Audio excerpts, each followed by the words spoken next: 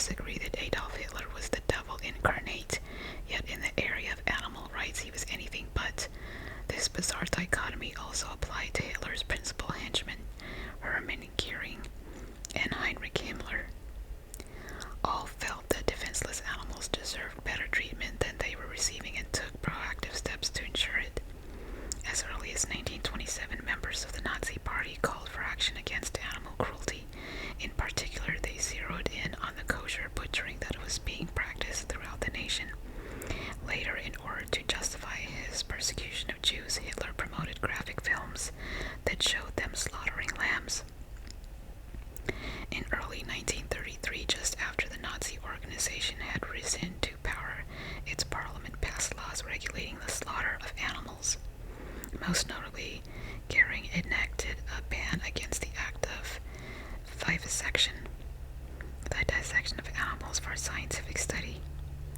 An absolute and permanent ban on vivisection is not only a necessary law to protect animals and to show sympathy with their pain, but it is also a law for humanity itself, said Hitler's right-hand man. I have therefore announced the immediate prohibition of vivisection and have made the practice a punishable offense in Prussia, the core of the German Empire. Until such time as punishment is pronounced, the culprit shall be lodged in a concentration camp. Goering, Goering,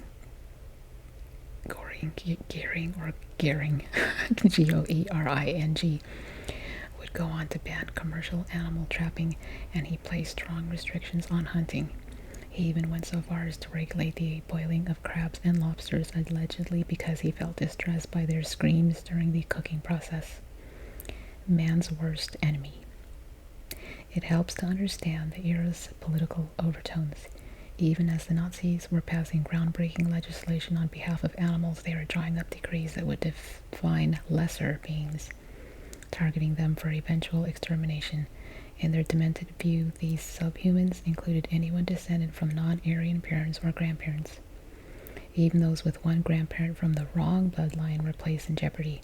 At the same time that the Nazis passed their pro-animal laws, they opened the Dachau, Buchenwald, Ravensbrück, and Sachsenhausen concentration camps.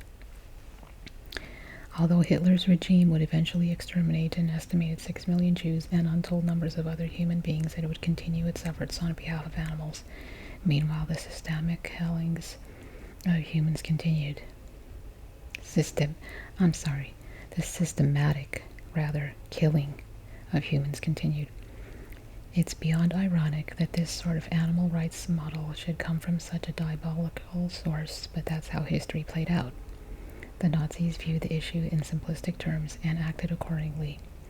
In their distorted view, Aryans ruled the hierarchy. Animals were second, and subhumans, or Untermensch, dwelled at the bottom. It was the gross misfortune of more than 6 million living souls that their assigned classification wasn't at least on a par with that of a dog.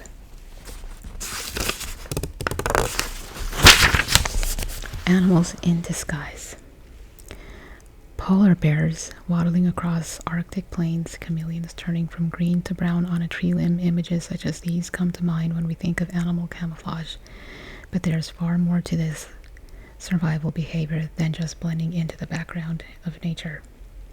Polar bears are not actually white. They appear white because their fur is made of hollow, transparent, pigment-free hairs, which scatter and reflect visible light in much the same way snow crystals do. Underneath the fur, a polar bear's skin is black, which is how the animal appears if photographed with a film that's sensitive to ultraviolet light. The Eurasian bittern, a wading bird from the heron family, nests among all river reeds. When alarmed, it stretches its neck and either becomes motionless or, if there is a breeze, begins to sway in time with the reeds. Because of its plumage pattern, vertical dark brown stripes on beige, the bittern becomes extremely difficult to see. The purpose of camouflage is not always to hide from predators. Sometimes the best defense is to simply look as unappetizing as possible. For this reason, the caterpillars of many species of moths have evolved to look like bird droppings.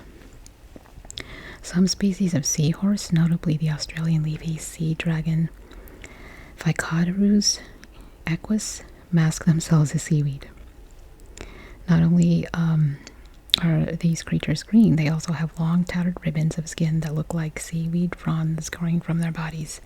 Some varieties of what are called geometer caterpillars, larvae of geometridae moths, closely resemble twigs thanks to a combination of their grayish-brown color, humps on the body that look like tree buds, a lack of abdominal legs, and the habit of resting with their bodies stretched out at an angle from the branch. Maintaining this uncomfortable pose can be taxing, so these caterpillars often spin a supportive silk thread between their head and a leaf or twig just above it. In Africa, one might spot what appears to be a small, densely packed cluster of dead ants shuffling by. Close inspection reveals that the ants are being transported on the back of a large predator, Acanthaspis pitax, or the assassin bug. After killing the ants, this bug sucks their bodies dry and covers itself with their exoskeletons. This behavior enables the Acanthaspis pitax to avoid its own predators while infiltrating ant hills for an after-dinner snack. Eye spots on the wings of moths and butterflies serve to divert a predator's attention from the moth's vital organs to its wings, which can withstand more damage. Going a step further, the South American frog Physalimys natareri has evolved prominent black eye spots on its butt. When attacked, it heaves its backside into the air and gives the predator an eyeful. If the predator persists, the frog treats it to a spray of unpleasant secretions. It isn't necessary to look terrifying to scare away predators. Hole-nesting birds such as the European blue tit hiss like a snake if disturbed while they incubate eggs and care for small young. A dormouse does the same if something encroaches on its dark lair, and feeding termites hiss in chorus to scare off intruders. When threatened, a hognose snake flattens its neck like a cobra and raises its head. If the would-be predator is not deterred by the threat, the hognose rolls over and plays dead, going so far as to let its tongue hang out of its mouth while emitting a foul scent to stimulate the smell of a rotting corpse.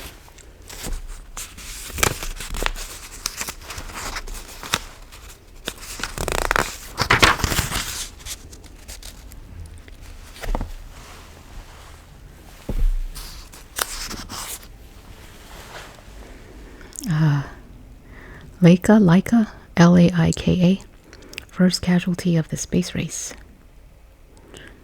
Well, I guess this is another subject of space, but that was just about animals, so we're gonna stay on the subject of animals and maybe do space race next time.